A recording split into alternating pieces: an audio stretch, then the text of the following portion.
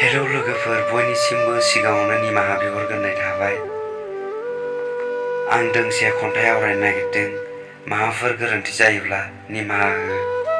बे खन्थाइखौ लिरनानै हरदों निजोम बर', डिस्ट्रिक्ट सनितपुर, भिलेज बिश्वनाथ सारियाली, गामि बालिसां।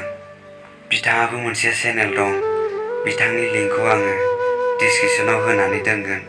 बयबो थांनानै साबस्क्राइब खालामलायदो, सापर्ट खालामलायदो। फै अब्ला जों खन्थाइखौ खोनासंलांनोसै। जिउआव एथबां दुखुनि गेजेरावबो आं थांनानै दं।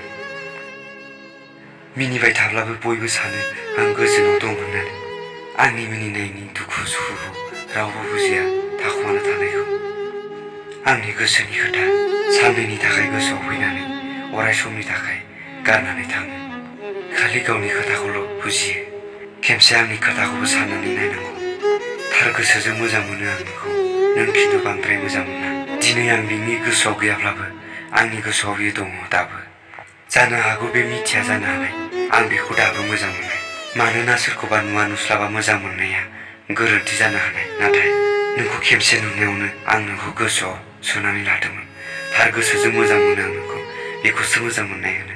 अननायखौ गोसोजों होनो हाजोबाबाबो आं नोंखौ मोजां मोनो। नाथाय दुखु सुखुजों मिनि खुसि नोंनि खाथियाव फैबाय। अराय समनि थाखाय नों आंनि जानो हागोन ना?